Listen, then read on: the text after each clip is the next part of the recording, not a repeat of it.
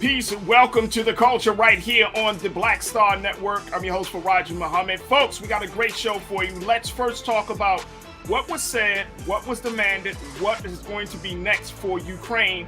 As Ukrainian President Zelensky speaks to Congress this morning, we'll share with you a little bit of what he had to say and break it all down. Also, Wells Fargo has approved less than half of many applications, mortgage applications, primarily from Black mortgage homeowners. What's the implication? We'll be checking in with CRA Baltimore that's looking to reform the banking system across the country. Later, we'll talk about how Senate has officially approved daylight savings time as a permanent time. What does that mean for you and me and for our pockets? We got that and a whole lot more, so stay with us. It's all coming at you right here on The Culture, only on the Black Star Network. Let's go.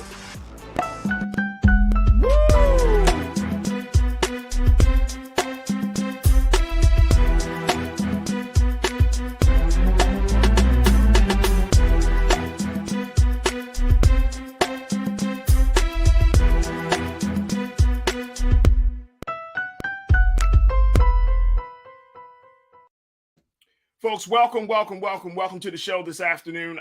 We got a lot to get to, so let's jump right into it. President Vladimir Zelensky spoke to the members of Congress this morning as he put out there his plea for President Joe Biden to be the leader of peace. Now, the Ukrainian president has spoken from the capital city of Kyiv in Ukraine, where Russia is still dropping bombs and dropping missiles on the on that part of the country and nearing in on the closer part of the capital city in Ukraine. Now, the president had reached out to Congress looking for peace and for military aid. And out of that presentation and his remarks, President Biden responded saying that he was going to commit at least $1 billion in aid to Ukraine. Now, I want to, in a few moments, we'll be joined by Culture Crew member Nira Muhammad to provide some insight on this whole situation. But before we go to her, I want to share with you just a little bit of what President Zelensky had to say to members of Congress. Check this out. Today, it's not enough to be the leader of the nation.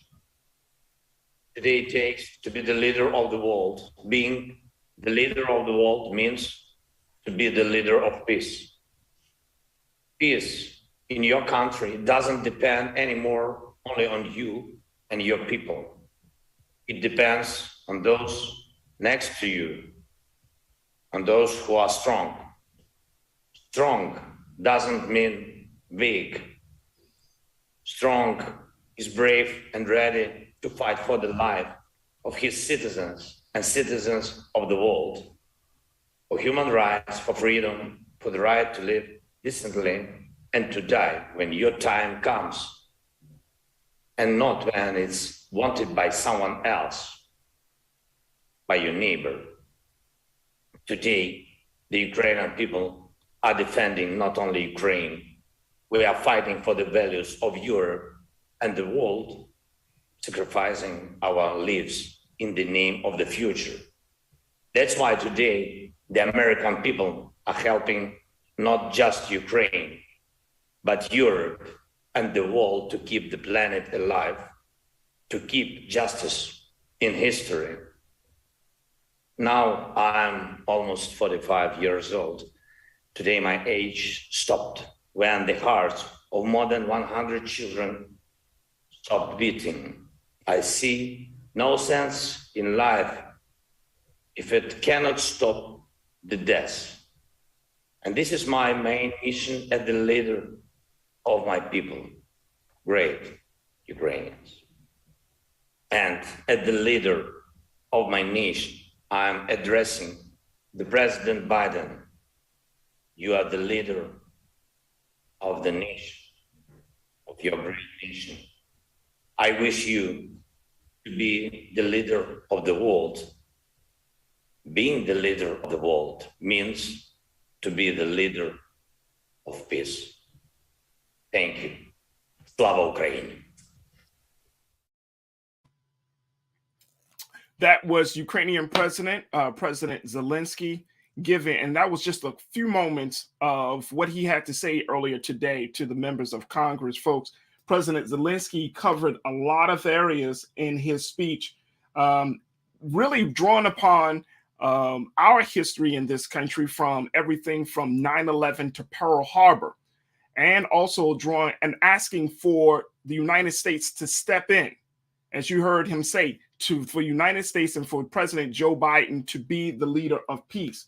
He also talked about making Ukrainian skies a no-fly zone. He said, this is a terror Europe has not seen for 80 years, and we're asking for an answer to this terror from this world, from the world. Is that a lot to ask, to create a no-fly zone over Ukraine to save people? Is this too much to ask? A no-fly zone. Russia would not be able to terrorize our cities. And he also asked that more sanctions are placed on Ukraine, as we've been telling you here, and Brother Roland's been talking about, and many reports have been saying that the sanctions are really suffocating the economic vitality of Russia. And so President Zelensky is asking for new sanctions. He said that new sanctions are needed constantly every week until the Russian military machine stops. Restrictions are needed for everyone on whom this unjust regime is based. All politicians in the Russian Federation who remain in their offices and do not cut ties with those who are responsible for the aggression against Ukraine, from the State Duma members upward.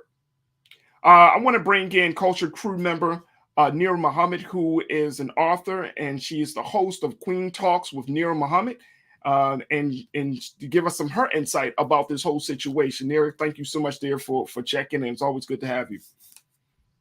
Hey, Farajii, it's always great to be on the show. Absolutely, absolutely. Let's talk a little bit about what we're seeing right now. Just to, I kind of just went over just a few points. The biggest point is that in this address that President Zelensky gave, he was really not just asking for military aid, but he was really pulling on the emotional heartstrings of Congress members, really putting it out there, reminding us about everything from some of the great tragedies of this history of this country, Pearl Harbor, 9/11, asking President Biden to be the leader of the world that advocates for peace. What do you make of all of this? To be honest, as I was listening to him speak, all I could think about was the Africans, the Indians, and the Asians who were unjustly treated in Ukraine during this time. While we've been looking at the Ukrainian people, and while they have been wanting justice from everyone from around the world, they want rallying cries. They've been taken in by all of their neighbors when they flee the Ukraine. I can't help but to not care anymore. At first, I took a completely different approach. At first, I was team, let's help Ukraine. But once I started seeing those pictures of what has been happening to Black and brown and yellow people over in Ukraine, I honestly don't care anymore. I think that they are racist people. And I think that as Black people, as a Black woman, I have no say in what goes on there. I did care before, because as a person, I genuinely care about what happens in the world. I believe that no one's freedom should be infringed upon. I agree wholeheartedly with everything that he said. But as I was sitting there, I wondered, does this only apply to white people? And I mean, when you look at a situation, one of the big, I would say one of the outcomes for this whole conflict is the impact that it's making, not just on the Russian people, not on the Ukrainian people, it's on the American public. I mean, from everything from gas prices to all types of, like you're saying, it creates a level of division among the American people, because we're being told one thing and then something else is happening.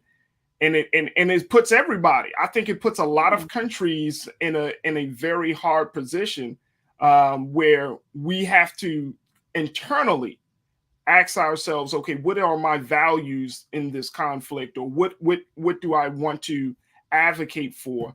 I mean, it's that's what it sounds like, that the space that you're in as well, that you've taken some time. I genuinely, I would like to see President Biden address it. I want to see other European leaders, African leaders. I would like to see world leaders address the racism that has been taking place in the Ukraine. And I want to hear the president of Ukraine address the racism. I want to hear him address why police officers were beating black and brown people, why they were forcing them off of buses, why they were leaving them out in the cold and in long lines for days. That's what I want to know, because I was all team Ukraine before I saw what was happening. And now, to be honest, I really have checked out of what's going on in the Ukraine. Yes, it does impact us in America. And so we do, to a certain degree, we do have to be involved because, yes, our gas prices are skyrocketing, not just our gas prices, our food, so many different things. All of, we're dealing with inflation like crazy here in America. But I still want to see something be said for the black and brown people. It's all over media.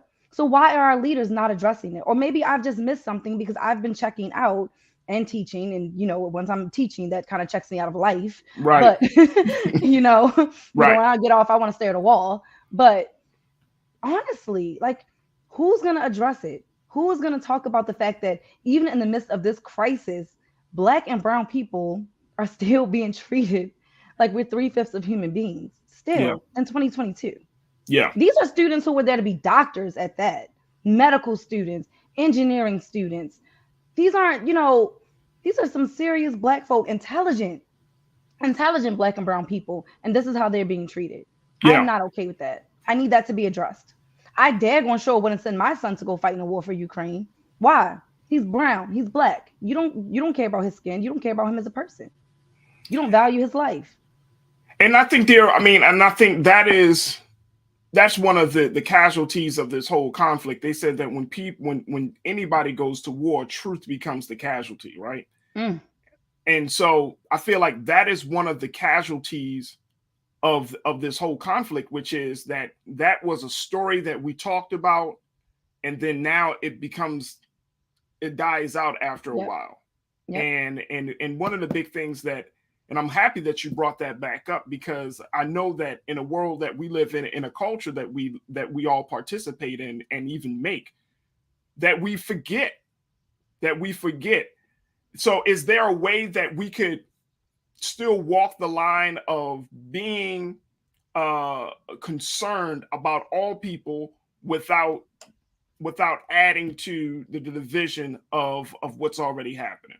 Let me just read something that our great friend Joel just wrote in the chat. Ukrainian border guards separated Africans together with Indians from the rest and directed us to Romanian border, scores of miles away. Aura said, they told us that if we try to push our way through, they're going to shoot us. These are black and brown people talking, Africans talking. Yeah. They were going to be shot if they tried to escape, try to push their way through to escape. Yeah, to go to Poland. What? How can I care as a black woman about about anything that's going on with Ukraine when they are telling my people that they'll be shot for trying to get to safety? I don't understand. That's not fair. How is that fair to ask me? That's like an abuser being like, but care about me. Who cares if I'm abusing you? Care about me. Yeah. Absolutely not. I'm tired. I'm 32 years old and I'm tired. To say that I'm this tired of seeing racism, of being privy to racism, of being on the receiving end of racism, of having to see my people go through racism globally. Yeah. Because I look at us as African people. We are part of the African diaspora, in my opinion. We're all connected. So those are my people. I may not be born on African soil, but those are my ancestors. Those are my people. I have skin that looks just like them. If I were in Ukraine, I would have been right with them. So with that being said, why should I give a flying F-U-C-K about the Ukrainian people when they don't care about me or my people? Let me just share with you what some of the folks from our YouTube chat are saying, and folks continue to post your comments. But Dujima Boutique, hopefully I'm saying that name correctly. Sister is right. Can the U.S. also extend this grace to Haitians, Palestinians, Libyans, Yemens, etc., and all the countries U.S. have violated their human rights? Caden Baseball Footage said, quote, come on, the Africans pillaged their education system and upset that they are not the first out. Should Ukraine get their people out first? Uh, and Brian checked in and said, "Look, I'm neutral. I know the situation is much more complicated between Russia, Ukraine, the West, and China." This is all like happening at the same time. And one of the big stories that, since you're bringing up, talking about the great plight of African people, one of the big stories that we're going to be exploring here on the show is that now, because Africa gets a lot of its foods, particularly wheat, and I think Africa imports wheat to Russia, that by the fact that those sanctions have stopped the flow, that there's going to be a hunger issue in the continent of Africa as a result of this. Africa is always impacted. Yeah. Yeah. We're always impacted, just like we as American people are impacted by this nonsense. This is not me saying that I don't care about people. If anyone, like when we talked about Ukraine, when everything was kind of first popping off, if anyone goes back and watches that show, that episode that I was on, I was down for Ukraine. I was down for aiding Ukraine in any way that we possibly can. That was before I saw what was happening. And I feel like I have every right to change how I feel based on the treatment of my people. The same way Ukrainian cares about getting their people out first, I have every right to care about the fact that my people, not only were we not able to get out first, we were told that we'd be shot. We were starving. People were dropping down from hypothermia, cold. That is inhumane. You are asking for people to be humane, but you are not showing humanity to other people. That is a conflict, a contradiction. You're a walking contradiction. You as a president got on there begging for people to be humane. You want to pull on our heartstrings. Well, guess what? You did, but not in the way that you wanted to. Because my heartstrings are sad and they are being pulled for the African, the Asians, and the Indians who are unjustly treated in Ukraine. And who I bet you they've been unjustly treated in Ukraine. If you look up the racism scores for around the world, Ukraine and Russia both are at the close to the top for being some of the most racist countries in the world. Absolutely not. Absolutely not. And I want to, and I'm glad that you pointed that out. And I want to get more detail to folks about this situation that it was reported that since Russia and Ukraine are key players in the global agricultural trade, both nations account for a quarter of the world's wheat export, including at least 14% of corn exports in 2020 and a joint 58% of global sunflower oil export in the same year. Trade between the African countries and the former Soviet neighbors, especially Russia, has flourished in this past few years. And CNN is reporting that with Russian exports to the continent valued at $14 billion annually, and imports from Africa was around $5 billion per year. So the great concern that African economists are having is that there's going to be a looming and likely catastrophic lowering of trade volumes, but essentially that there's going to be higher food prices coming to hit Africa in a way that we did not know. So I wanted to bring that up, as you spoke about the impact of what we're seeing, because some of us may not know about the relationship between, Africa and that part of the world. But it's a very, very significant relationship that feeds people. Yeah. And that's between Russia and Africa. And Ukraine. Yes. So you're right. So and part of the reason why that story of African students is because of the close economic ties that all three of these continents have with one another. That's and folks, you just take a look at it yourself. Look up the food supply. We just had it. Keenan, if you could throw that back on the screen for me, please, brother. Like, if you take a look at that, look how Russian-Ukraine conflict could influence Africa's food supplies. That's a big conversation. We're going to explore it more, but we're seeing that this is a trickle-down effect from the economics to along all the way up to human rights. So it's a big thing. So a lot of people are saying, like, look, we do need to keep that part of the conversation at the forefront, because at the end of the day, we don't live in those parts of the world. Yeah. Right. And they need to eat. They need to eat. That, Yeah. that's a given. They need to eat. That's not up for debate. I think Yeah. I'm just tired. So I'm here's the tired. big thing. Here's the big thing, dear. Mhm. President Biden has already committed at least $800 million to aid to the Ukrainian people and to the Ukrainian government. There has been other reports saying that America will also provide weapons for the Ukrainian people.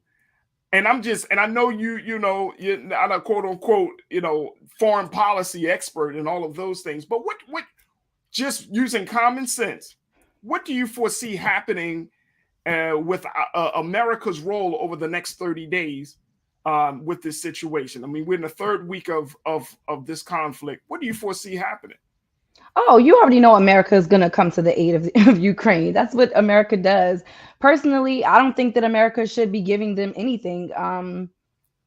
But that's what America does. But of course, when it comes to countries like Haiti and other places, we get breadcrumbs and the slow moving of the feet and misappropriation of funds from the Red Cross and all these other issues that we would just go into another conversation. But again, the American people is starving. The American people, we have issues on our own soil that need to be dealt with. Again, I can't say that we need to not be a part of this conversation because, again, Ukraine and Russia impact so much of the world, as we all know, as we're seeing and learning more and more. But again, we have to educate ourselves because let's be real, we don't know what's going on in Ukraine and Russia. We have no clue. Hell, most people didn't realize how close Russia actually was to America because, we look at it on a flat map often. So we like, oh, Russia's all the way over here, not realizing like, oh, this is actually a circle. So we're really, really close to Russia, but we don't really often hear a lot about Russia. We're not taught about it in school. It's not something that we really pay a lot of attention to. So we got to do our research because we need to really understand how our relationship with Russia and Ukraine actually affects the American people, because that's what ultimately we have to be worried about. We do have to be worried about the American people the same way the Ukraine is worried about the Ukrainian people. Right. And I think that is the big concern. And it's going to be interesting, dear, how President Biden moves forward on this, how Congress moves forward on this situation. But it's going to be, we're going to keep our eyes open and we're going to keep, of course, keep folks posted about it. But this is interesting.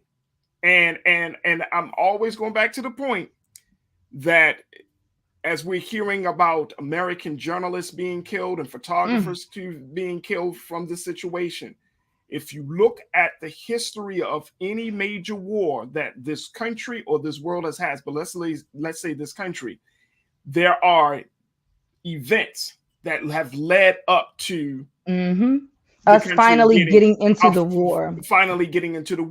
Yep. Most of the time, it's around issues of nationalism. Of course, it's around the issues of economics. It's always around the issue of natural resources.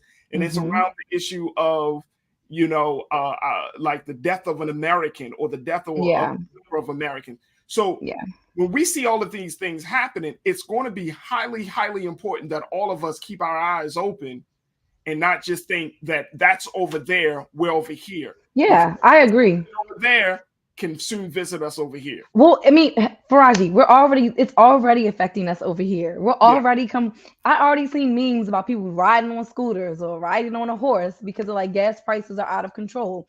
We saw it with even our food supply. How much does it cost for a pack of chicken? The amount of money that I've been paying for chicken, y'all, I never thought I would pay for chicken, but I'm buying it. I'm still gonna buy that chicken, no matter how much it costs. I'm not gonna lie. I am black, but like these things are affecting us. We cannot pretend like they do not affect us. But I can tell you one thing: this beautiful brown body will not be fighting in any European war. Period. That's all I'm gonna say.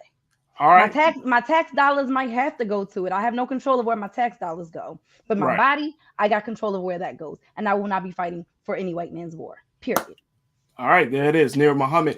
We got to take a quick pause. When we come back, let's switch gears, folks. Let's talk about Wells Fargo, how they have approved less than half of mortgage applications for Black homeowners, and how their history continues to show the great discrimination of home ownership in America. We're going to be checking in with the coordinator of CRA Baltimore, Jules Dunham, to give us some insight about how the banking system can possibly take accountability and be reformed. So stay tuned for that conversation. We got a lot to get to in the second 30 of The Culture right here on the Black Star Network. We'll be right back.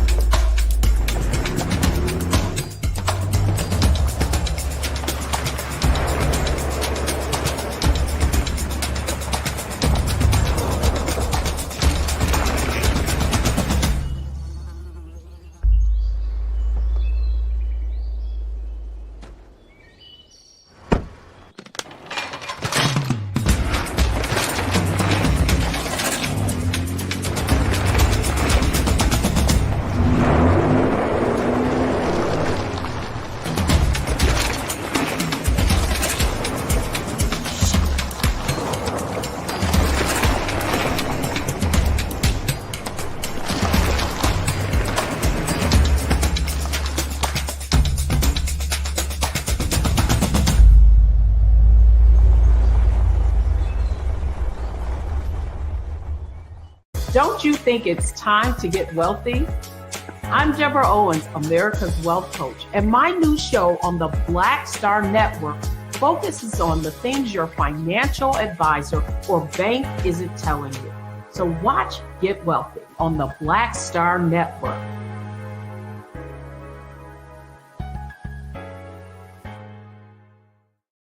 Pull up a chair, take your seat.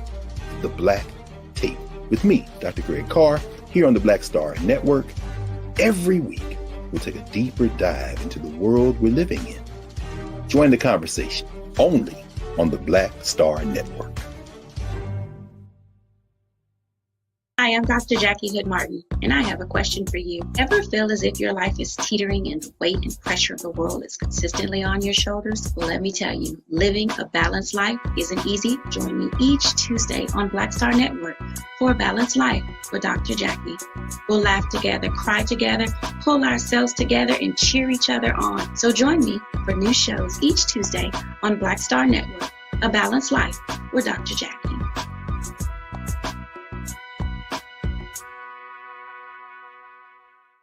Folks, Black Star Network is here. Oh, no punches! I'm real revolutionary right now. Support this man, Black Media. He makes sure that our stories are told. Thank you for being the voice of Black America, Roland. Stay black. I love y'all. All momentum we have now, we have to keep this going. The video looks phenomenal. See, there's a difference between Black Star Network and Black-owned media and something like CNN. You can't be Black-owned media and be scared. It's time to be smart. Bring your eyeballs home. You dig?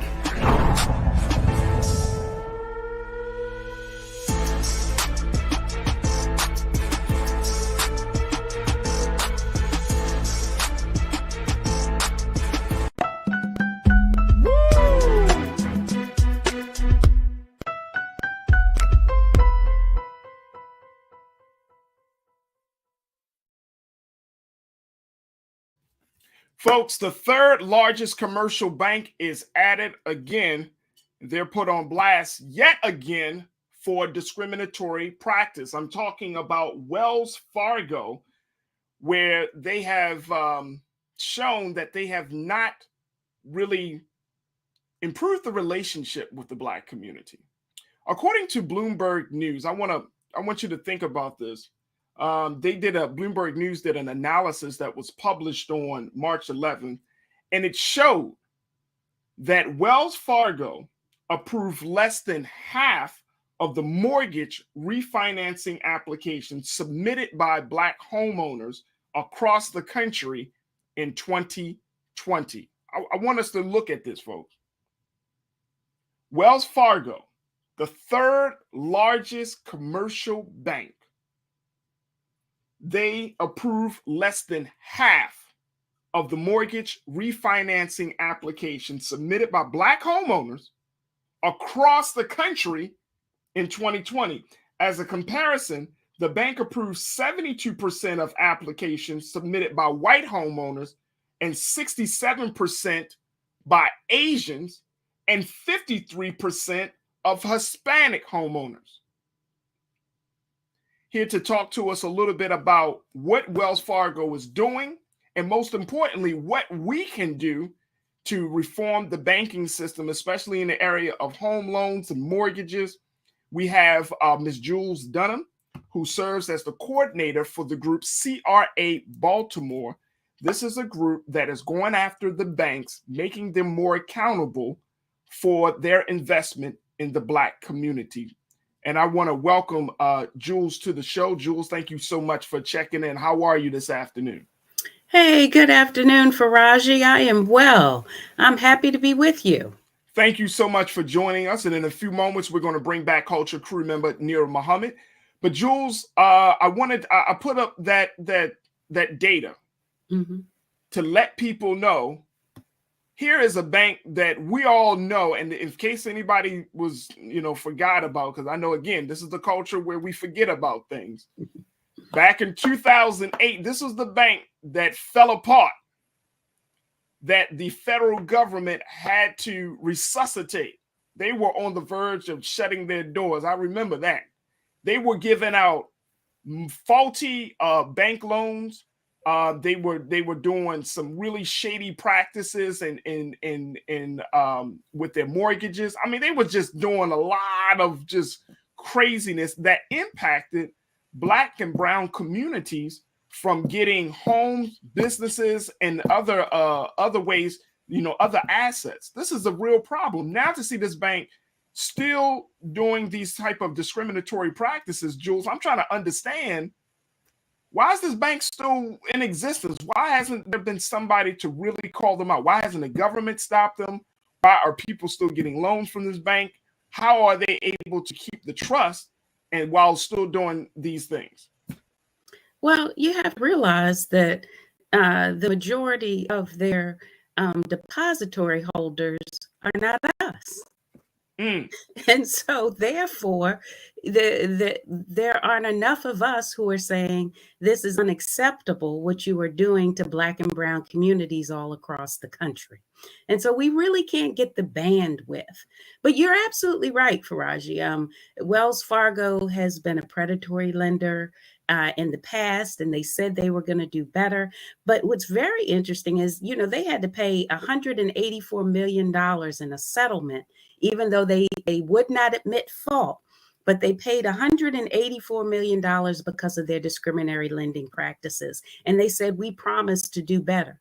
But just last year, in 2021, they had to be slapped on the hand again because they haven't done better. And so, but we are not organized and mobilized, unfortunately, enough in our communities to even think that we can take on a mammoth such as Wells Fargo. And let's put it in perspective, okay? Because Wells Fargo is a huge bank and they're national. And just in Baltimore City alone, Wells Fargo is the third largest bank. They have 10.45% of all of the deposits in Baltimore City are with Wells Fargo. They've got 16 offices right in Baltimore City, and they have over $1.4 billion in deposits. So they are absolutely a mammoth bank within our specific city. And like I said, that's every city across the country because they're national. So let's talk about the work that CRA Baltimore is doing to address this issue, because for folks that don't know, this is a coalition of folks, a coalition of community, of homeowners, community members, civic leaders. I mean, you guys are deciding, you know what, enough is enough. We're going to be the David to take on the Goliath of banking. That's exactly right. And so, we have been being shepherded by Al Pina, who is the co-founder of the National Minority Community Reinvestment Cooperative. And he's also the founder of the National Virtual Black and Latino Economic Summit. And Al, came and he says, I'm looking for some cities that really want to delve into this issue and can understand the value of talking to the regulators about CRA. CRA is the Community Reinvestment Act. And the Community Reinvestment Act basically says that all banks have to give a percentage of their lending and resources to the low to moderate income community that they serve in.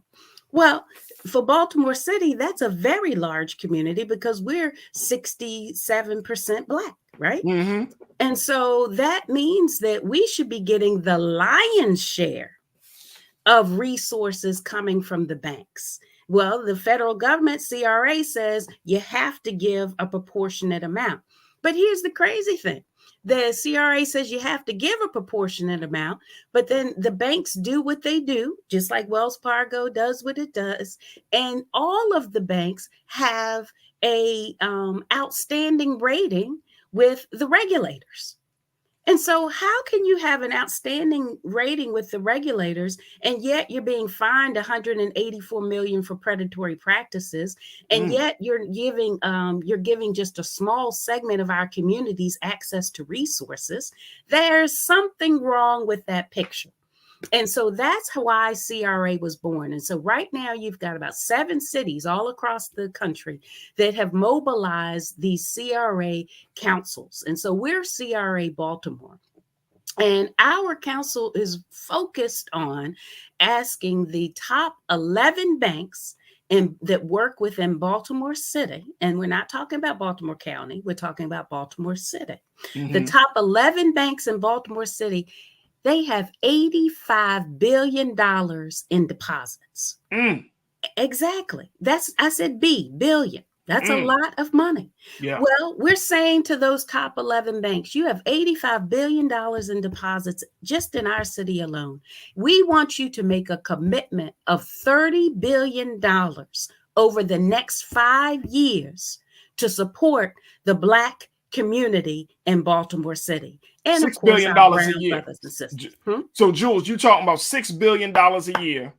That's right. Going to the Black community of Baltimore in this case. But if there's a CRA Detroit, there's a CRA in other cities that you're talking about, they get their slice of the pie, their respective slice of the pie from the banks there. Yeah, in their local cities. This is just Baltimore. Baltimore's asking for $30 billion over 5 years for Baltimore City alone. Yeah. But every single city has their own targets that they're asking for, and it's based on the deposits that the bank has in those cities. Okay. So what are we asking for that money to support? There are 4 critical areas that we know we need resources in. The first is we're looking for $15 billion to support small businesses. And that's actually looking at providing capital for Black and Latino small businesses where? In Baltimore City. Okay. And so why? Because small businesses, the number one issue for us is that we can't access dollars. Right. To even start up. We're very entrepreneurial, but how do we actually get a business started? On our credit cards, taking out, if we can, a loan. We'd use all of these vehicles to start an entrepreneurial effort that actually cause us to be running a deficit from the beginning. Whereas our counterparts, other folks, they're actually able to go and get a home equity line of credit. Right. They're able to go and get a small business loan, putting up a vehicle or, their house. And we don't have the luxury of that. Why? Because it goes back to what you started with, because Wells Fargo and many others, they're not lending and allowing us to be able to purchase homes. And that gives most people their number one area of wealth. So that's the first pillar. Right. The second is we're looking for $4.25 billion to support home ownership. And that's providing access to Black and Latino families to be able to own a home, so that they're now going to be able to have the upside and be able to get equity. And what does equity provide for us in the Black community? It means that you may be able to send your child to college. It means that you actually may be able to purchase a second home. Oh my goodness. And actually take advantage of having an income producing property within and develop a portfolio. It may mean that you can get yourself out of debt. But others have that luxury and we don't. And we need to increase the home ownership for Black people in Baltimore City, especially. The third area where we're seeking dollars is we're asking for $10 billion for housing development. That's increasing affordable rental and for sale housing that is done by Black and Latino developers. We have a host of developers in the city. The number one issue that they have is access to capital. They say, I know I have got my crews, I know how to do this, but I can't get a line of credit that's going to allow me to be able to have enough money so that I can front and get all of the costs and all of the development costs done, so that I can produce high quality housing stock. And what we don't want is for others to come into our community and take advantage of the upside. I commend, Mayor Scott for his $100 million initiative to rid us of blight. But what I want to see connected to that initiative is that Black and brown developers will be the ones that are actually renovating and bringing back online these houses in Baltimore City. Lastly, fourth pillar. We're asking for $75 million for building capacity. And that's for providing grants and investments to deliver increased community products and services. So we have phenomenal nonprofits all across this city, and they're run by Black and brown people, but they are underfunded, underinvested in. And so we have to be able to get money that is going to be able to be pumped back into these nonprofits so that they can actually do what they do at a larger scale. Yeah. We've got United Ways of the world. They get $10 million grants and we get $10,000 grants. Right.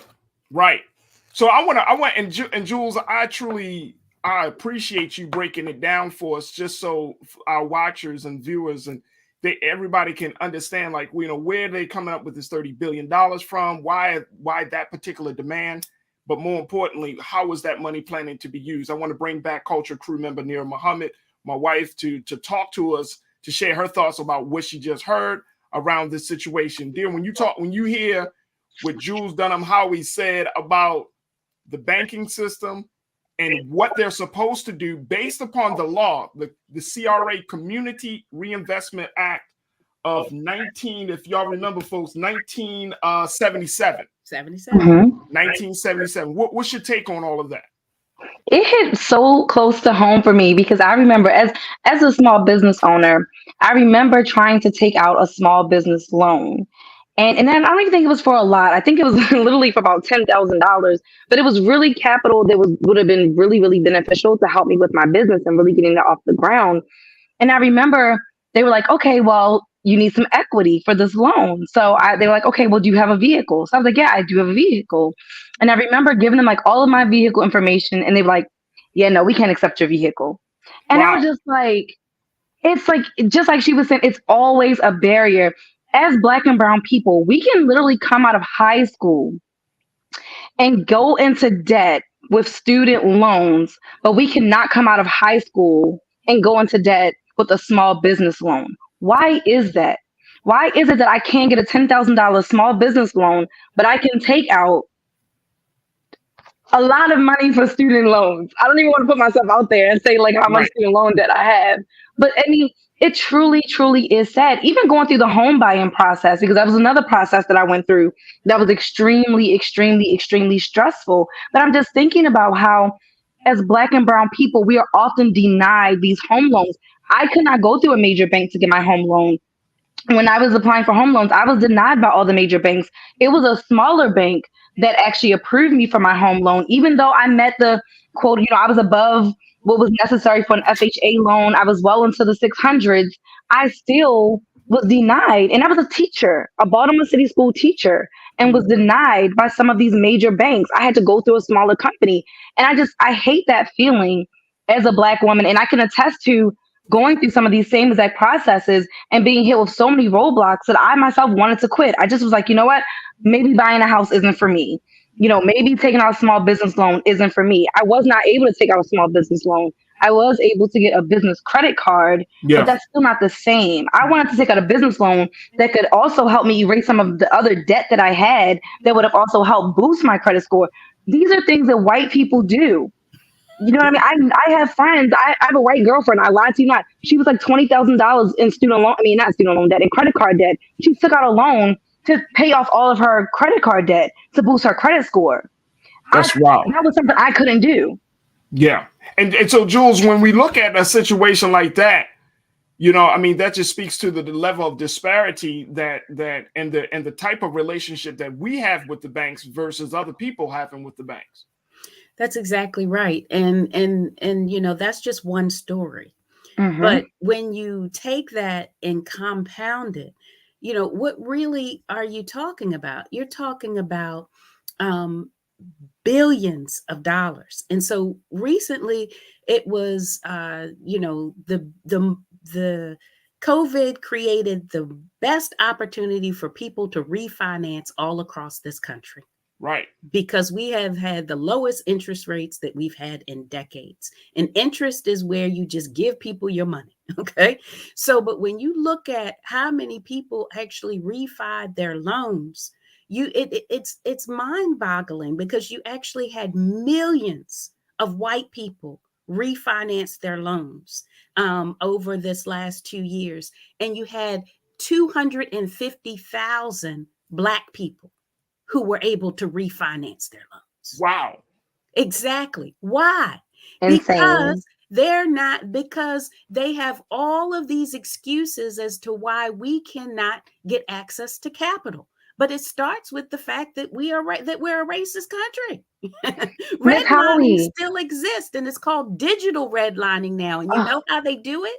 They actually have a computer program that has an algorithm that when you put in your loan application, they actually run this algorithm, and the algorithm has been created in such a way where it's racist. Wow. Right. The algorithm is just an expression or an outgrowth of the designer, of the engineer's attitude and views. It's insane. That's crazy. Dear, you had a question?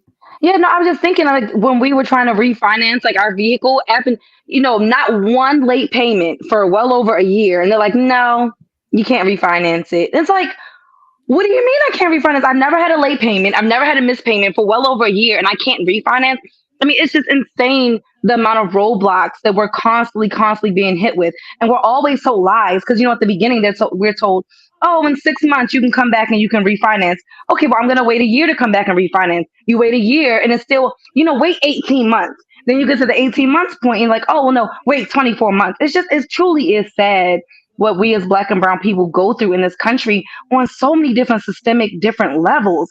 It's almost like, it's really tiring. If I'm being it's so tiring. I mean, absolutely. Absolutely. So Jules, what do you recommend that we should do? Because people are looking at this. When you're talking about the banking institution, you really are talking about Goliath. Yes. This is the same institution that you already pointed out the numbers, billions and billions of dollars that come from the deposits of Black and brown people in specific. So what do you recommend that we do? How do we organize to make banks accountable? And most importantly, how do we make sure that we get the investment that we deserve, rooted and based on the law that was made by Congress? Well, I'm glad you asked, because you have to get to the place where you actually do come up with solutions.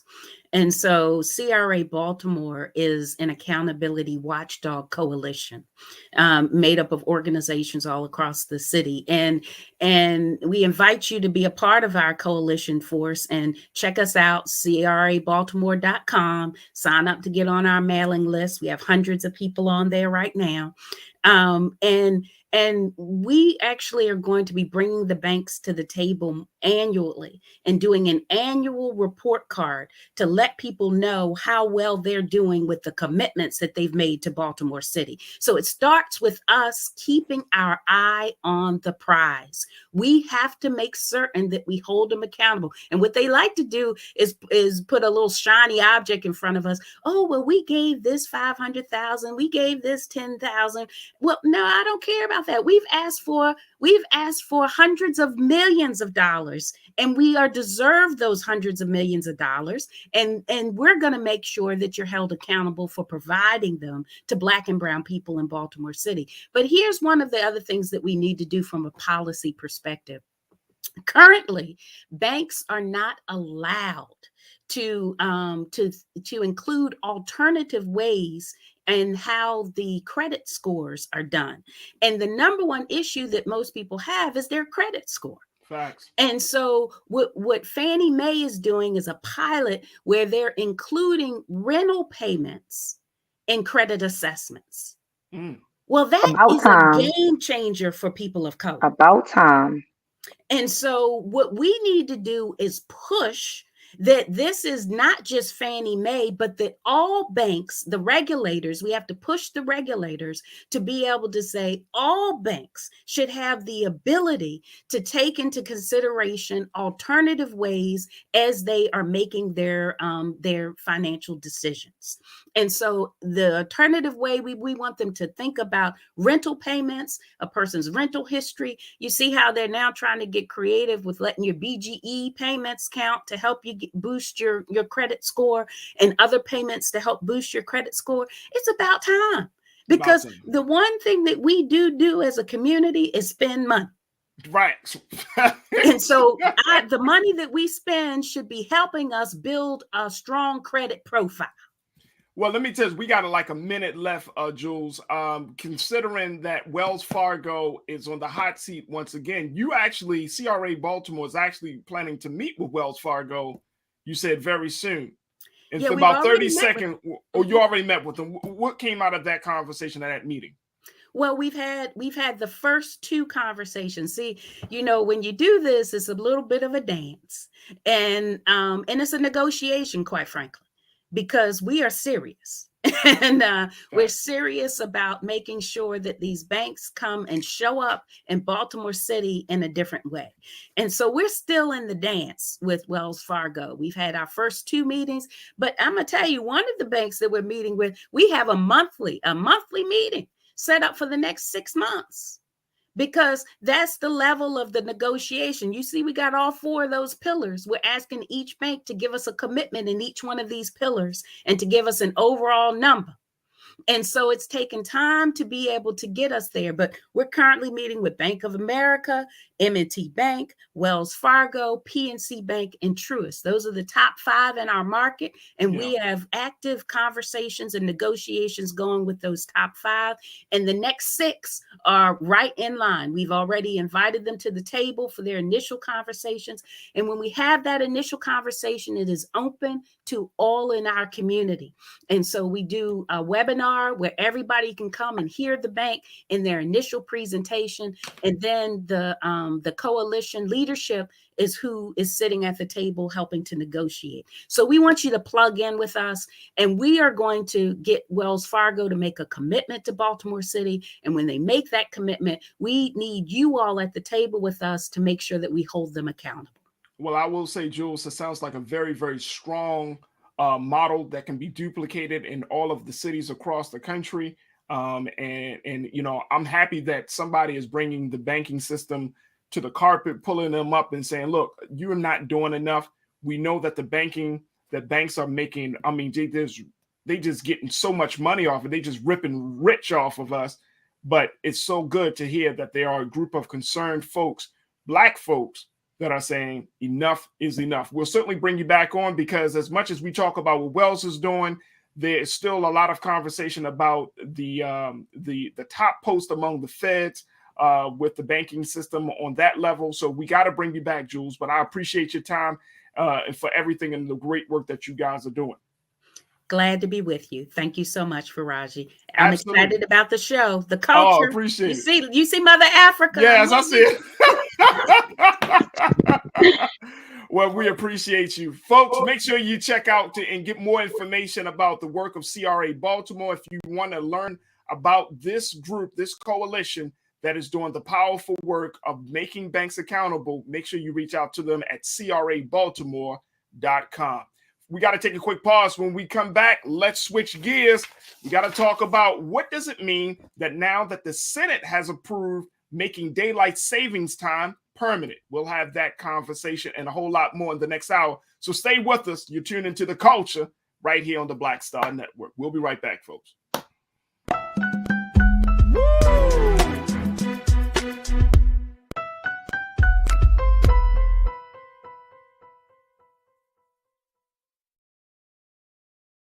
Don't you think it's time to get wealthy? I'm Deborah Owens, America's Wealth Coach, and my new show on the Black Star Network focuses on the things your financial advisor or bank isn't telling you. So watch Get Wealthy on the Black Star Network.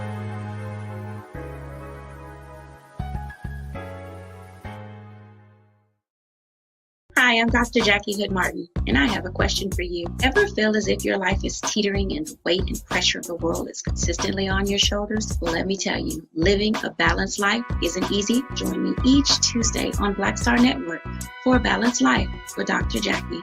We'll laugh together, cry together, pull ourselves together, and cheer each other on. So join me for new shows each Tuesday on Black Star Network, A Balanced Life with Dr. Jackie.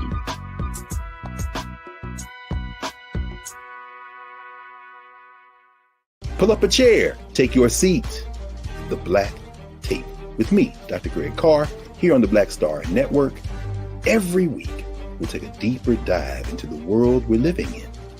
Join the conversation only on the Black Star Network.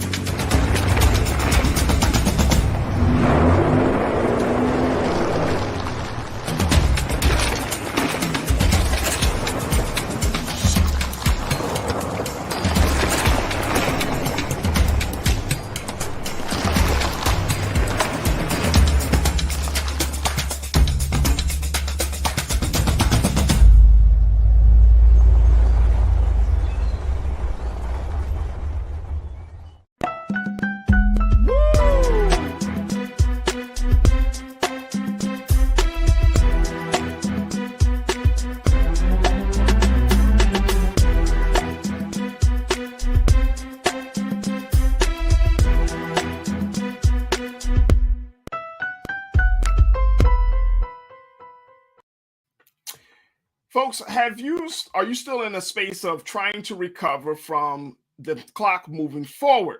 Well, if you are, you're certainly not alone. Now it looks like that Congress has decided to do something that instead of us shifting from back to forward, that we just stay in one place, one time, all the time. If you haven't heard, the Senate of our Congress has decided to approve a bill for making daylight savings time permanent. Now that bill goes to the House, and most likely the way the House is, how the House do House things, they're going to approve this bill.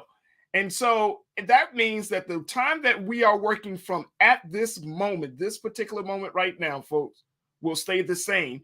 And that come 2023, that we will no longer do the biannual switching of the time. Now, what does that mean for us? It means that we get to enjoy life a little differently. But I always found it fascinating. This is one of the reasons why I wanted to have this conversation. I found it fascinating that we are living in a time where we can adjust the clocks or try to regulate time to fit our interests and needs. I want to bring back Culture Crew member Nira Muhammad, who is an author. She is also an activist, and she serves as the host of Queen Talks with Nira Muhammad, the podcast that can be heard on all podcast streaming platforms. Nira, thank you so much, dear, for checking back in with us for the second hour. Always a pleasure for us. Sounds like I'm having a little trouble there. You're having a little trouble there. I see that. You actually, we talked about this, and you were like, dear, I am still trying to keep up. I'm still trying to catch up an extra hour. Like, you felt this hour this year. I feel it every year. And I think as educators, we feel it every year. Monday, like half my class was late to school on Monday. Let me just say that. I was not surprised though, because they're forced to really wake up an hour earlier than what their bodies are normally used to waking up. So the fact that like half my students were late to school on Monday, I was like, you know what, guys?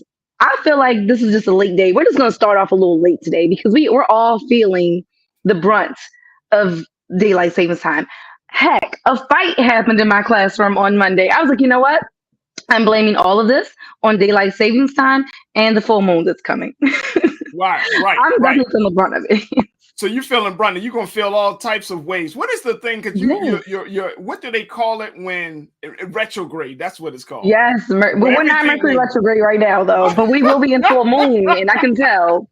No, it's a real thing. Like I was literally just having to talk to my principal about it, and she said she and other educators in Virginia did a study where educators studied how the moon affects the behavior of students, and she said they couldn't look at each other's data. It was like half the teachers had to study the moon.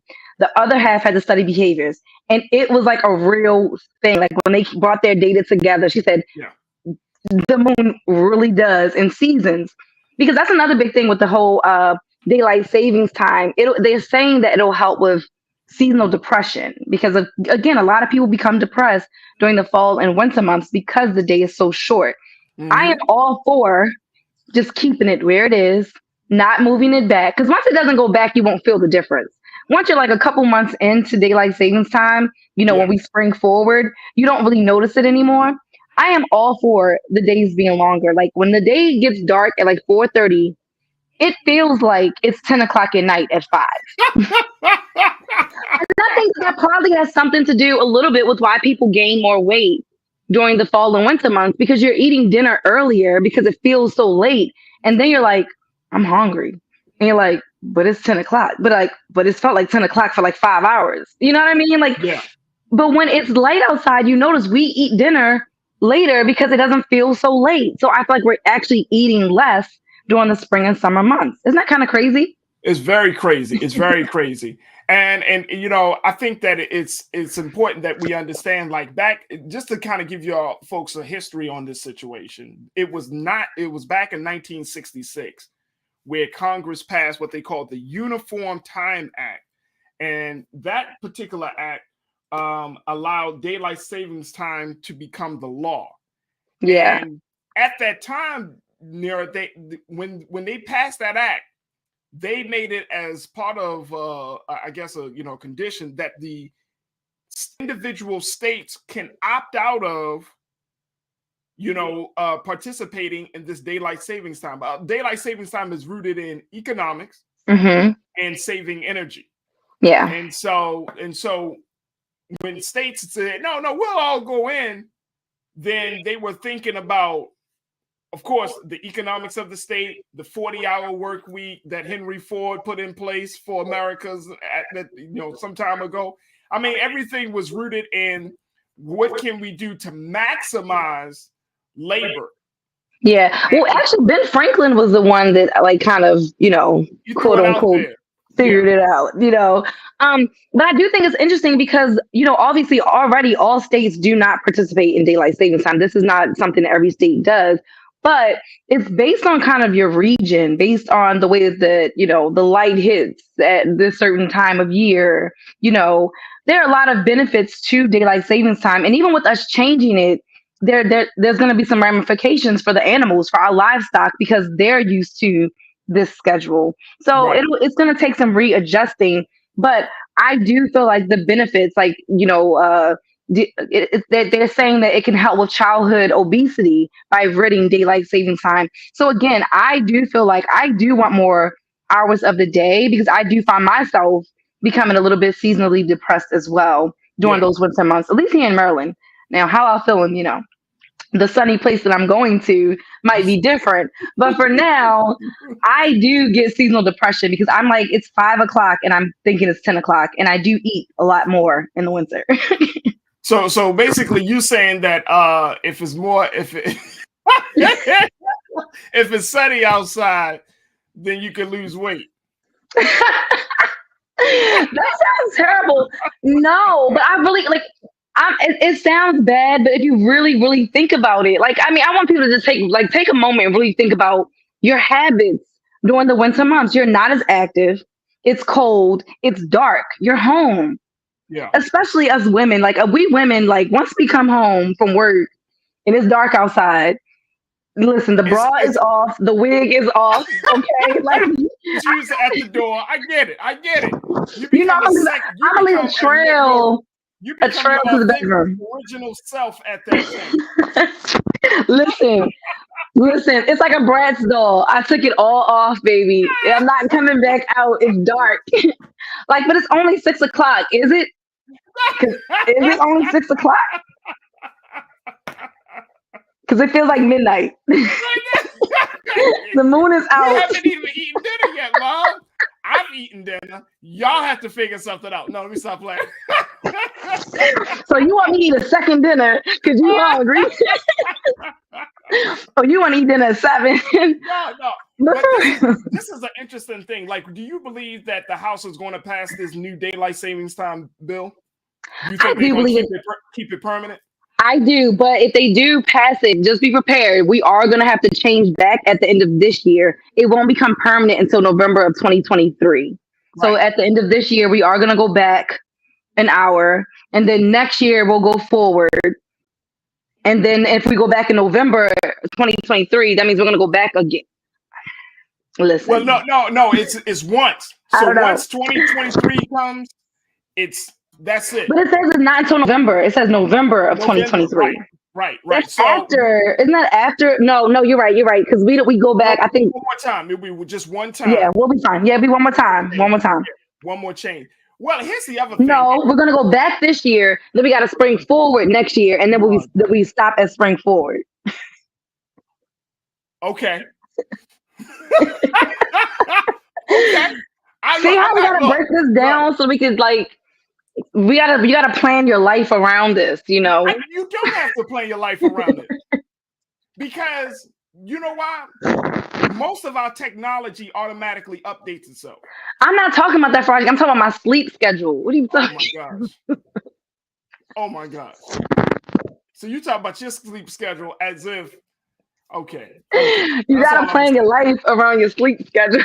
Right. So here's the thing. Here's one of the big things that I think that we need to really look at is, getting into a space where we're using our time wisely in terms of, working and just making sure that we are taking the most out of our time. Because I don't think a lot of people understand how, especially if you're talking about being successful or doing anything in any endeavor, the way you use time plays an integral role in dictating how successful you will be.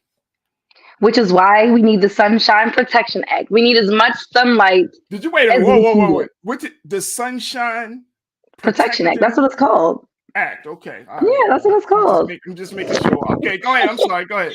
No, but we really do need it because, as you just mentioned, we are our best selves when it's sunny outside. We're more inclined to be active when it's sunny outside. And that's just, I mean, let's be real. On a gloomy day, we're like, oh, I'm tired. Oh, on a gloomy day, you're like, I want to just lay in bed, or I want to cuddle on the couch and watch movies and Netflix all day, or maybe do some art or reading. And that's fine. I love my gloomy days sometimes. But when it's sunny outside, that makes me want to get out of bed. When you hear the birds singing, you see that sunlight peering through your window, it does something. That serotonin, it does something to you. That vitamin D really does something to you, and it's so good for you, and it makes you want to be active.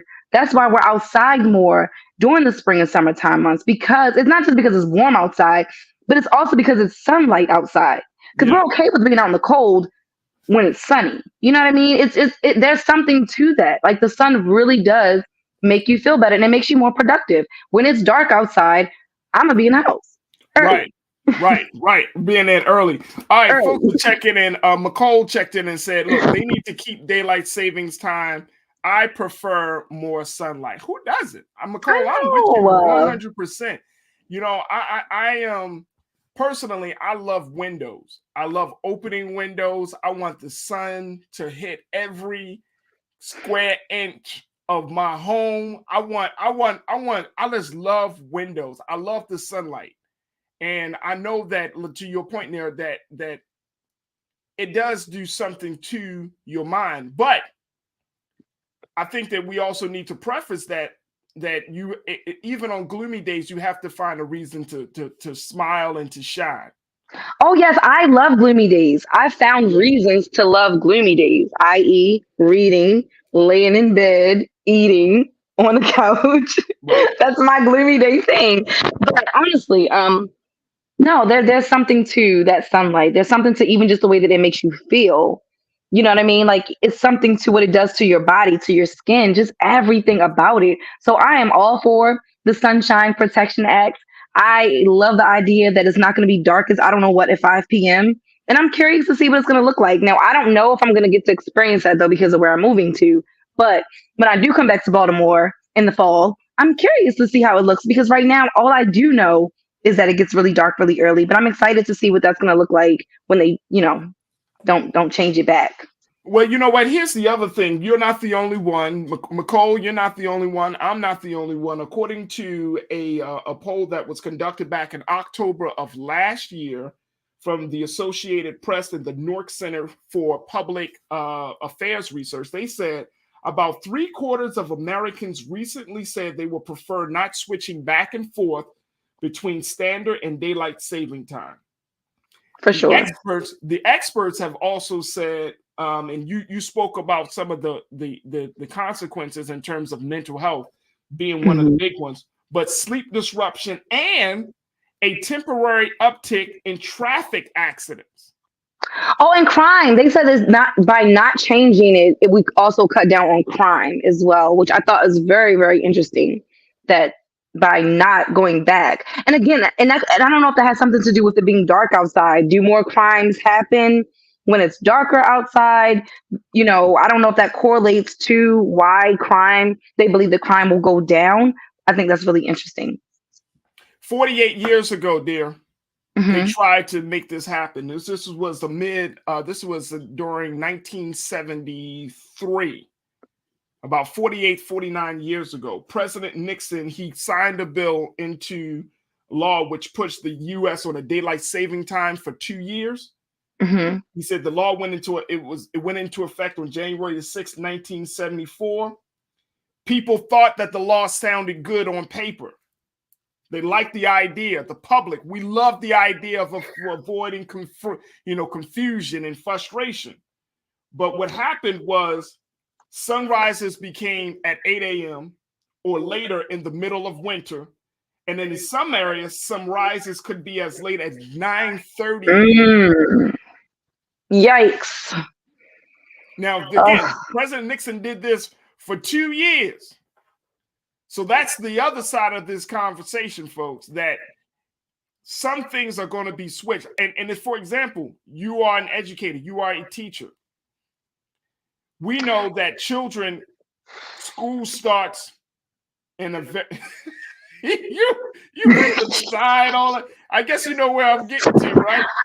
Because I'm trying to envision how that would look in like just think about Baltimore, where we are when we go back an hour.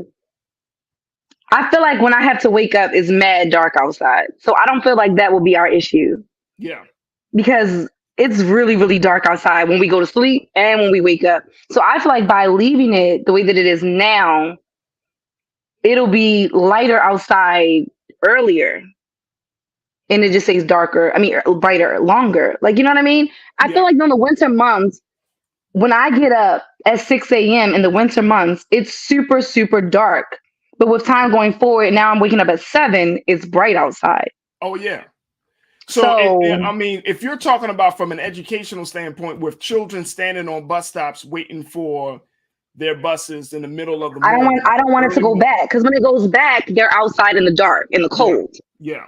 Yes. Yeah. And in Baltimore City, and I think across a lot of urban cities, our children don't have the luxury of having a yellow bus come pick them up in front of their home. No. I know my 15-year-old brother has to catch literally 2 buses to get to school in the morning. And what time is he usually out there on the bus stop? He hates going out there really, really early in the dark by himself. So he's late to school sometimes because he doesn't want to go out there at 6 o'clock in the morning. He'd rather go out around 7 where it's lighter outside. But that's causing him to be late. So I've kind of gotten on him about it. But I do understand him not wanting to be outside so early in the dark by himself because he's really small. Yeah. But, you know, and he's trans. But still, so it's like, you know, I get it. And then even like just knowing that my students have to take more than one bus to get to school, I would prefer for them to have more daylight in the morning than even in the evening, because that's when they have to be out there in the dark. Well, let me just tell you, folks, when Richard Nixon did it, like, again, he did it, people were applauding him. Oh, man, this sounded great. When it started to interfere with what we considered to be sunrise and sunset, when it started to disrupt school schedules in some cases, even in terms of religious, in religion, of course, like the holy month of Ramadan and during Islam, you know, you have daylight, you have sunrise and sunset. I mean, those type of things are being affected. Public approval, when Richard Nixon put the law into action, his public approval for the law dropped severely and rapidly at that time from 79% in December of 1973 to 42% in February of 1974. I wonder though, which part of daylight savings did he leave it on? Did he leave it on fall back or spring forward? Yeah. Because that also makes a difference too. Do you leave it on fall back or do you leave it on spring forward? Well, at that time, by October of 1974, according to the history, Congress reversed course and put the country back on standard time for 4 months of the year. Jeez. Oof. And see, you know, and I mean, at first, when we first think about this time situation, at first it's like, oh, just put the clocks forward. But look at the domino effect that it creates when you just put the clocks back or put the clock forward. Look how many adjustments we all have to make, from children to religion to eating to everything that we do. Every element of our life is based upon time. Yeah, I hate it. To be honest, I don't like it. I don't like having to... I like it in the fall. Who doesn't like it in the fall? Because you're like, yay, I get an extra hour of sleep, quote unquote. But I hate what it does to my body in the spring. I hate that. I hate losing that hour of sleep. You feel it so much. You really feel it on Monday morning. Or, the people that work overnight. Could you imagine being at work and time goes, like, you know what I mean? Like, now you got to be at work an extra hour. And you're like, dang, like this is some bull crap. Or you got to be to work an extra hour early. Then you really feel it. So for those of us that work, we really feel it. If you're not like at work or at school, then you're like, whatever. But for students, we feel it. Again, my students definitely felt it. They were, half the class was late to school on Monday. They're like, Miss Muhammad, I'm tired. Like everyone was tired and sluggish and moody on Monday. Monday was not a good day. I'm just saying. Right. So if we had a chance to talk to any lawmakers right now, what would you say to them about this issue? I would simply say I think that they should just go with daylight saving times, leave it as it is. We don't need to fall back in the fall, and I think we should just leave it as it is because it really does impact students. Let us just get used to one thing instead of kids and adults having to literally change. I mean, again, we just talked about how this affects our mental health, how it affects our sleep, how it affects our physical health. It affects so many different areas of our lives. Let's just try it out and see. Biden already got a low approval rating as it is. I mean, can this really hurt him anymore? It can because, you know, it's a cultural thing. And you and I both know that when any cultural topic or cultural issue, it sometimes outweighs the very hardcore issues. You know what I mean? Like, you know, I never forget being told, you know, you could do a lot of things, for example, as a politician, if you're a mayor or a council person or alderman or wards person, you know, the big thing that I learned that you could talk about gun violence, you can talk about schools, as long as you keep people's trash picked up and their snow removed when when things happen, right? It's like, those are what they call constituent services. Those are the mundane things, like something like this. And like I just said, this has happened with Richard Nixon. Like, people will literally say, "Oh, we all for it," and then a couple of months later say, "Oh, this is the terrible idea," and then go to the polls in November and be like, "We got to get the Democrats out because they like saving time." Some like the day not starting until 9 a.m. I'm for that. No, I'm for that. But a lot of people are not. I'm not. You know, I'm not. I'm not. Listen. I can live in Paris because I love the fact that like Paris has like their schedule is so crazy. Like they stay sleep longer, but they stay out longer. I loved it. I was like, what? We can sleep in and stay out long. But that's a whole. But see, the difference. I know, but it's like a cultural shift. I'm like, that's the difference. I like it. So let's see what this daylight savings is all about. Let's sleep a little bit longer in the morning. Listen, Farajii, we will all be happier, less moody people if we get to sleep. Look, let me just tell you, I like waking up before the sun comes up, and I'm sure some people do this. That's my point. Wait a minute, hold on. The sun come up at 9. Hold on, no. I'm talking about there's nothing, the best part of the day, and I'm sure people will attest to this. The best part of the day is early in the morning when you have a chance to think, when you have a chance to meditate, pray, read something. No. That's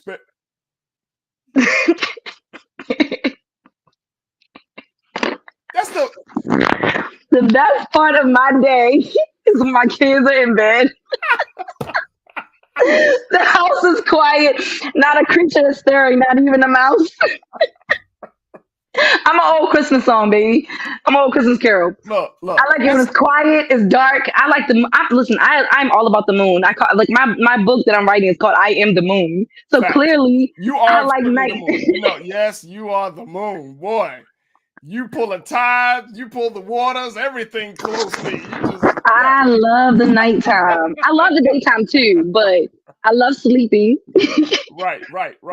I don't mind it. I love relaxing. But I really do appreciate those moments early in the morning. It's just something. I'm messing with you, Farajii. You know I'm a writer, so I'm up early writing. I use those hours for writing, but I don't want anybody else up.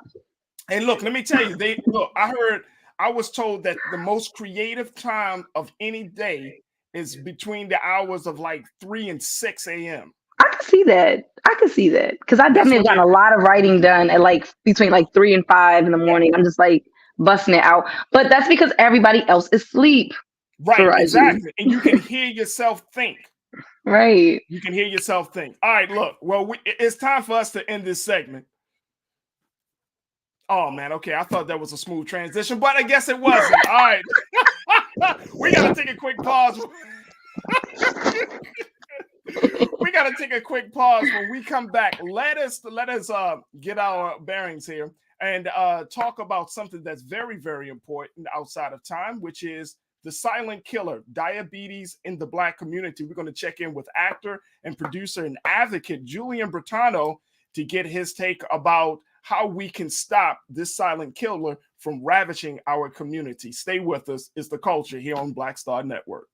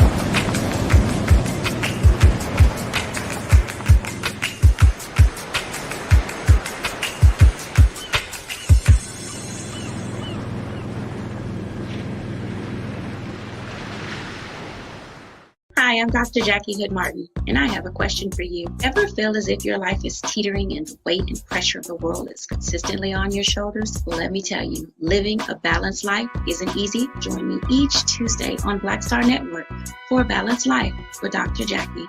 We'll laugh together, cry together, pull ourselves together, and cheer each other on. So join me for new shows each Tuesday on Black Star Network, A Balanced Life with Dr. Jackie.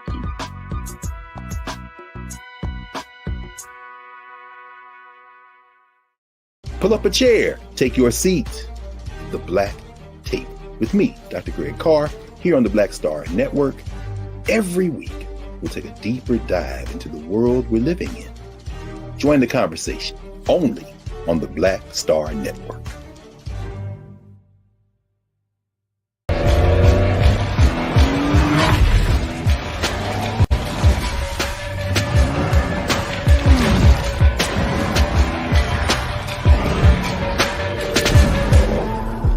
Folks, Black Star Network is here. Oh, no punches! I'm real revolutionary right now. Support this man, Black Media. He makes sure that our stories are told. Thank you for being the voice of Black America, Roland. Stay black. I love y'all. All momentum we have now, we have to keep this going. The video looks phenomenal. See, there's a difference between Black Star Network and Black-owned media and something like CNN. You can't be Black-owned media and be scared. It's time to be smart. Bring your eyeballs home. You dig?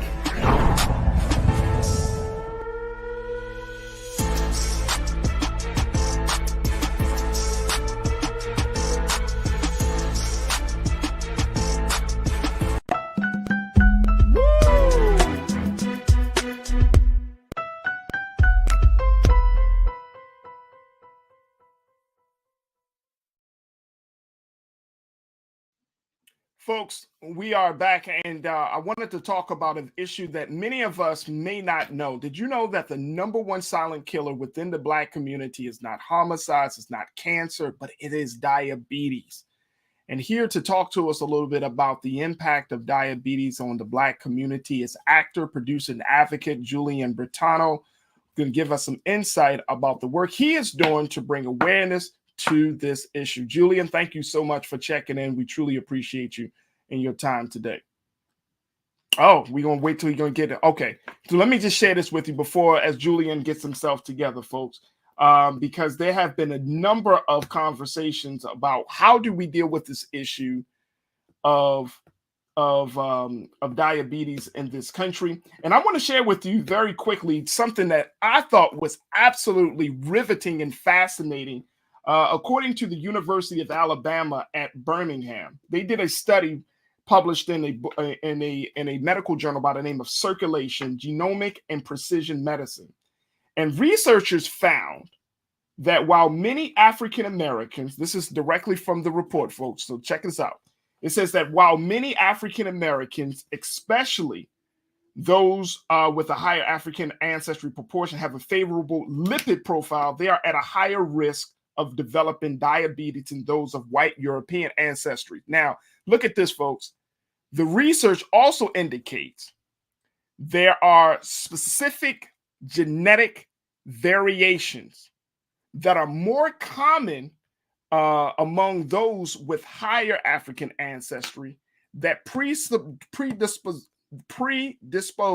these individuals to diabetes. Now, this is according to medical doctor, Dr. Vibhu Parsha, who is a clinical research fellow in the UAB division of cardiovascular disease and the first author of the study. And I thought that it was fascinating that we are predisposed to this silent killer. Look, I got to take a quick break. And when we come back, let's talk a little bit about what this means. And then I'm going to get actor, producer, advocate Julia Bertano to join us in this conversation. So stay with us. It's The Culture here on the Black Star Network.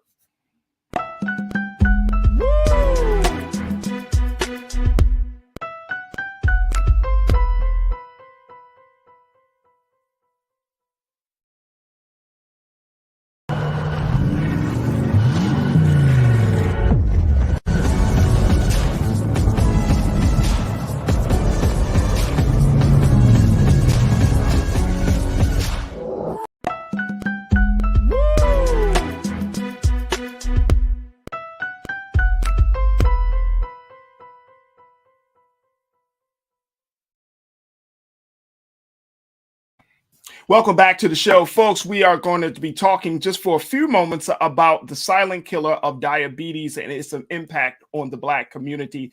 And as I shared with you from the University of Alabama at Birmingham, folks, it shows that Black adults actually at a higher risk of developing diabetes due to genetic variations and social health determinants.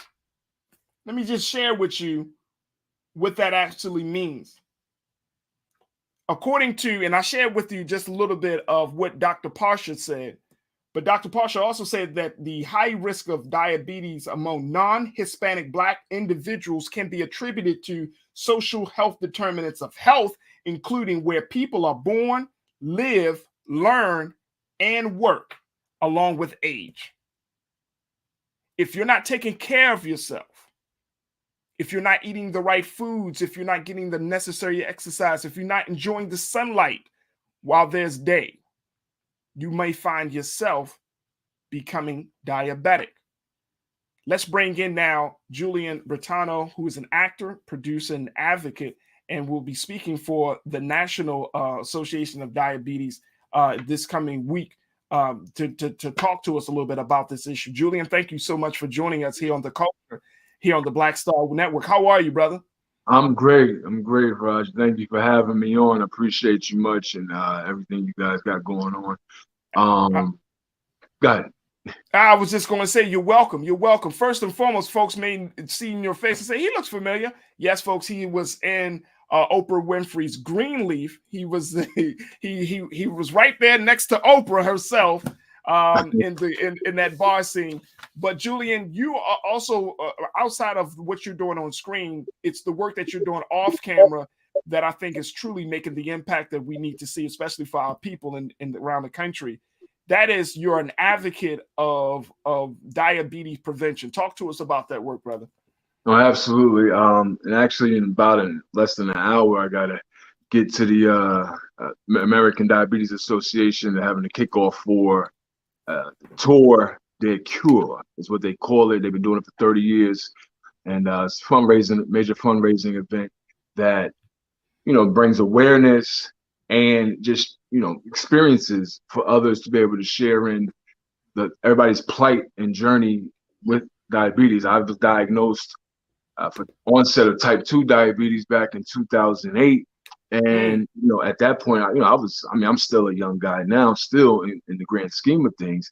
But back then I'm thinking, everything should be okay. I'll just lose some weight and make some things happen like that. And I thought I was okay, at the end of the day. And it circled back on me because of other things and other components of which I believe you were speaking of, such as lifestyles, total holistic lifestyle approach. It's not just weight management. You know, it is exercise, it's sunlight, it's also rest, proper rest.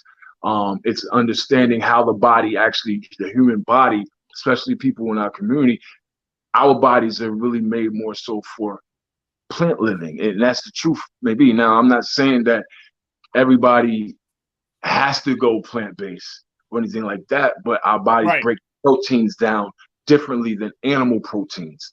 And so what happens is between the fats, the cholesterols, the what's called cell waste, which exits the cell wall and it kind of hangs out in front of the cell wall, and that's where the liver releases fibrin, which usually helps us clot against injuries and things like that. It actually forms this wall together with the cholesterol, fats, and the cell waste, and it blocks the glycogen or the glucose from getting into the cell, so it kind of just hangs out in the bloodstream, which gives a buildup of glucose and A1Cs over time. Right. And one of the things that I've learned, Julian, brother, is that anybody can get type 2 diabetes, but we see it more when you get into middle age, around the 40, the 48, 45-year-old age mark. Is that the case? It's actually, the number is decreasing and going lower. Wow. Now. Yeah, it's like I said, I was onset type 2 at 30 years old. And it was crazy. And then I started seeing other people that was diagnosed with type 2 diabetes. And it's lifestyle. It's lifestyle and nutrition and understanding your body. And you have to go to the doctor. Go get your blood work. You know, I know a lot of us don't want to prescribe and think, oh, well, they're trying to kill us. Go see what's going on in your body. You know. Yeah, I mean, that's the big thing. Like when we have conversations about physical health, right? And I mean, now I want to push back on that narrative that, for example, Black men don't like going to doctors.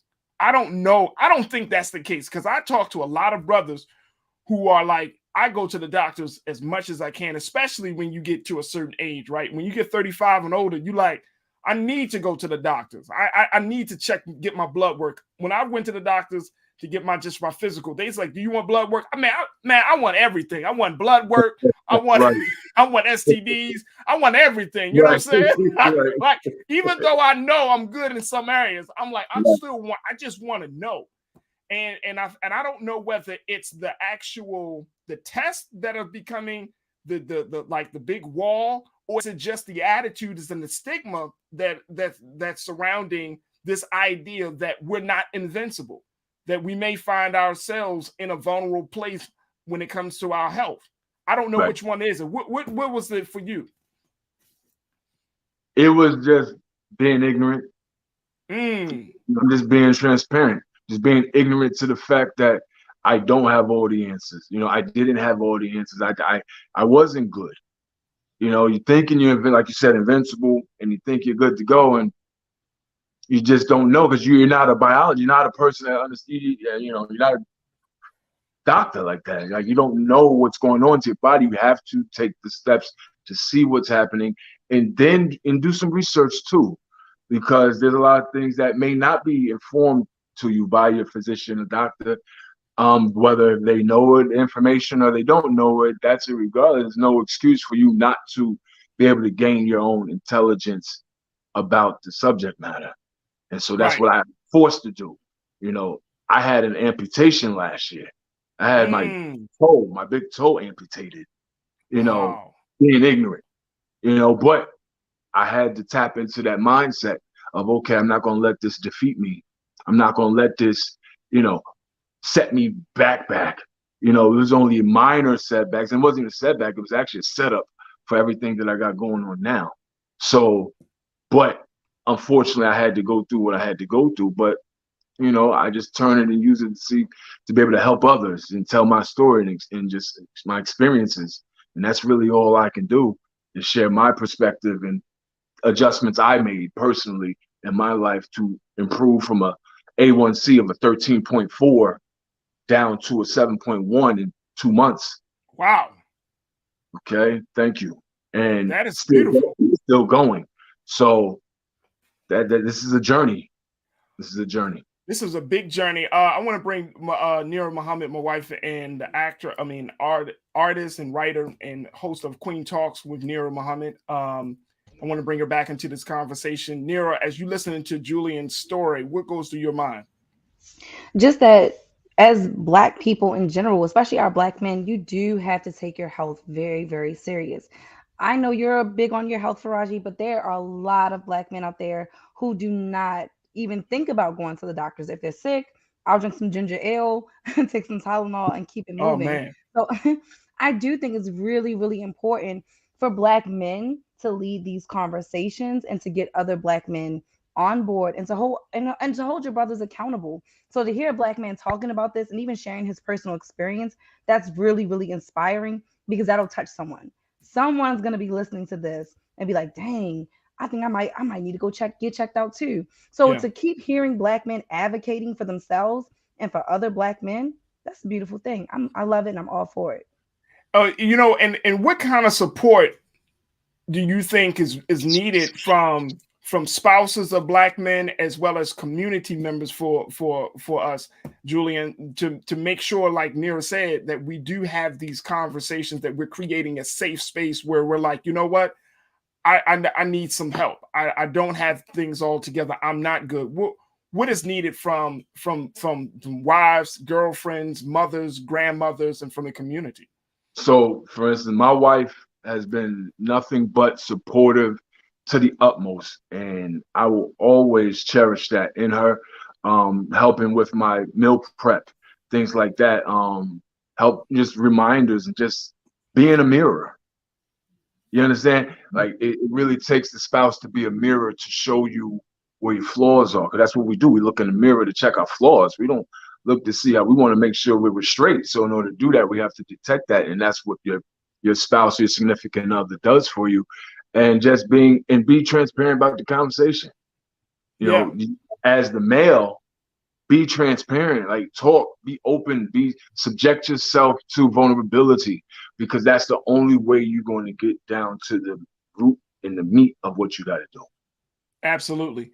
Final question, because I know that your time is limited, brother. So we appreciate you, Julian. But Nira talks about this fact of you have all of these people, these come up with these like home remedies when we do get sick, not knowing that we might actually be very, very sick. How do we break out of the thinking like, oh, if I just do some home remedy, I should be good. I can go back to work for 10, 12 hours a day, instead of taking the time and say, you know what, let me take this mental and health day off and let me go to the doctors. How do we change that? That's going to take some deprogramming. Wow. Honestly. Wow. I mean, because people are used to it. They're used to, we're taught from as little boys, okay, you fell. So what? Get up and walk it off. Walk it off. We didn't even check it. That might be broken or sprained, but we're told to walk it off. So we're taught from very young to just, don't worry too much about it. It'll be okay. Long as you just be tough about it. That, there is a mindset to it all, which does play a role into recovery and to discipline.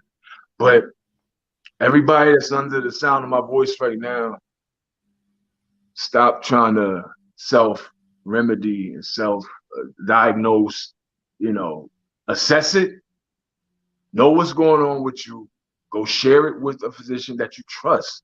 You don't have to just go to any random doctor that just you think that you have to go to. You interview them, just like you would do anybody else in your life. Interview your doctor, see who you like, see who you can get along with, who you feel. Your intuition will tell you who to trust and how to trust them. And then just be, again, just like with your spouse or significant other, be transparent with your doctor and your physician. And then you start from there and stop the home remedies. Now, you can use a holistic approaches. You can use natural herbs and things, but you have to first understand where you are. Yeah. Once you understand where you are, now you can properly apply the measures and the supplementations and herbs and the regimen that you may need. Hey, you know what, Julian? I love that, brother. I absolutely love that. And I think that if you can't be transparent with your doctor or your therapist or your spouse, you know what I mean? It's like what are we doing here, right? Like if you can't be vulnerable with those people who are there to help take care of you, like my therapist will say, like, oh yeah, like tell me what's going on with you. And she always says to me, I can't help you if you don't properly and truthfully tell me what's going on. Right. Like, why do you go to the doctor and the doctor say what's going on? You be like, no, I'm good. Like, you wasting my damn time, man. Right. Like you just wasting time. So right. I love the fact that you emphasize that. Look, you have to be honest with yourself. Yeah, Farajii, I think another thing he said that's really important is we talked about deprogramming men, but we as women have to be deprogrammed as well. Because as he mentioned, those moms, and I hear it all the time, shake it off. You're okay. Stop crying and just get up. We have to deprogram our thinking that boys are okay, that they're so tough, that they can take it all because they need us. We are the nurturers. It's our duty. I know for me as a mom, when something happens to my son, it is my duty as his mother to make sure that he is okay, not write him off, but then go cater to my daughter if the same exact thing happens to her. So again, that deprogramming has to happen on both ends, because if boys weren't told that so much as children, they probably would feel differently as men in going to the doctor and going and seeking that help. So we too have to deprogram the way that we respond to boys and men when they tell us that they're sick or that they're not feeling well. So that's really, really important. I wanted to highlight that. No, that's actually, and a lot of people are checking in, Julian, and talking about that idea of interviewing doctors, because we also know as Black men and Black women that we are misdiagnosed so much compared to white people, Latinos. Like the misdiagnosis of our medical conditions are just totally wrong. Right. And so you do have to push back on the system and say, I'm going to go past. I know something is wrong. So for you to tell me I'm good is not sufficient. Right. Exactly. I totally agree with that. I ascribe to, you got to take matters into your hands. Again, using wisdom though. Yeah. Not just, like I said, not just self-diagnosing and self-remedy. Utilize all the resources that are made available to you. Okay? That is your intuition, your gut, and things like that. That is your self-education. That's also education by those that did do practice and have went to institutions of higher learning to get their degrees and things like that. Again, every doctor and physician isn't out to work you over just to get you to get the prescriptions. Yep. They're all not like that. But that's up to you. Take that time and identify, find what works for you, who works for you, because it's a partnership. It's going to take, we didn't design these bodies ourselves. That's it. So we work collectively with others that have the know-how too. And then you then still have to fine tune it and customize it for you, because your body may be different from your brother that come from the same mother and father. So there's custom things that you have to do to make your situation work for you. My man. Hey, Julian, you are always welcome to be back on the show, brother. I love it. I think you're giving some valuable insight and advice. So you're always welcome to be back on the show. We know that we're going to drop some jewels tonight for the 2022 American Diabetes Association Tour de Cure. And then good luck with you tonight. And we look forward to seeing you back on the screen as well, doing some other projects. You putting anything out there that we need to keep our eyes open for, brother? Oh, there's a lot of things going on right now. All right, man. Well, I know you ain't got the time today, Julian. So we just gonna have to bring you back. Yeah, it's very bad. I appreciate your time. Thank you so much, man. I appreciate you. Folks, Julia Britano, who is a renowned actor, producer, and CEO, and he's also a rising hip-hop artist as well, checking in to talk about the silent killer, diabetes in America. Let me bring Nira back in here very quickly as we close out the show, because All right. Well, she got to put me on pause. I'm here. It's all good. Oh, okay. I'm here. No, but I mean, know, I'm a part-time mom. No, I didn't know that. I didn't know you had children.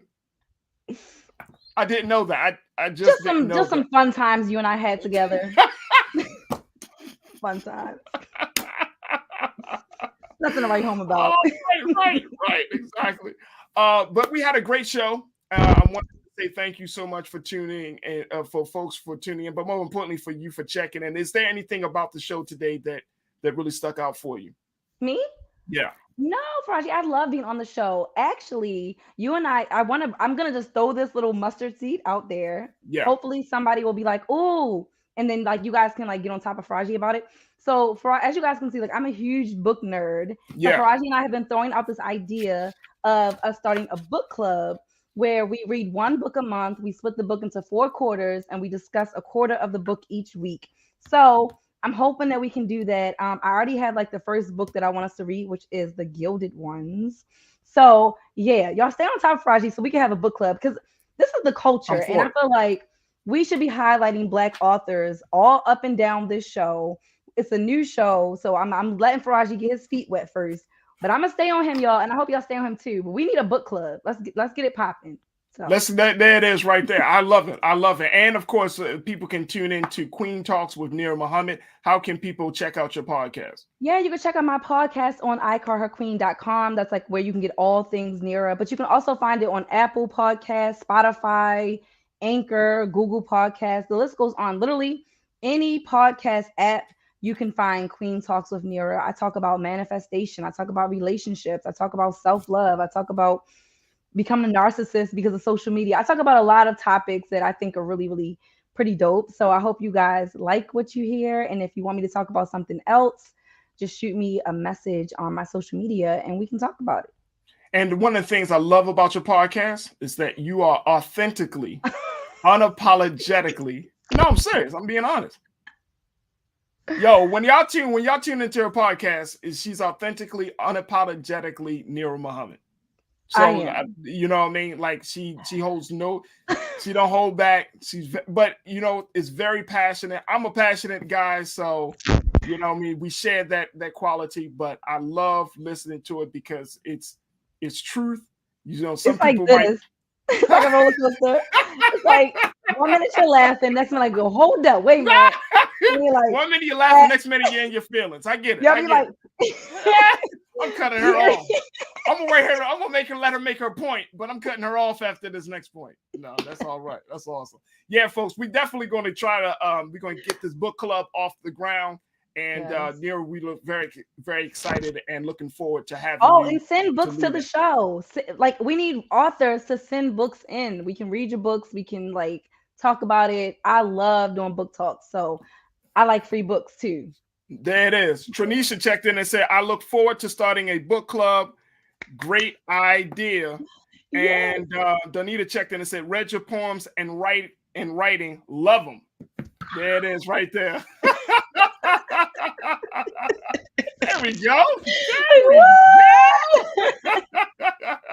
All right, folks, that's what it is. Queen Talks with Nira. Make sure y'all check her out. Podcast, writing, iCallHerQueen.com. Nira, thank you so much, dear, for being on the show with me, holding it down with me.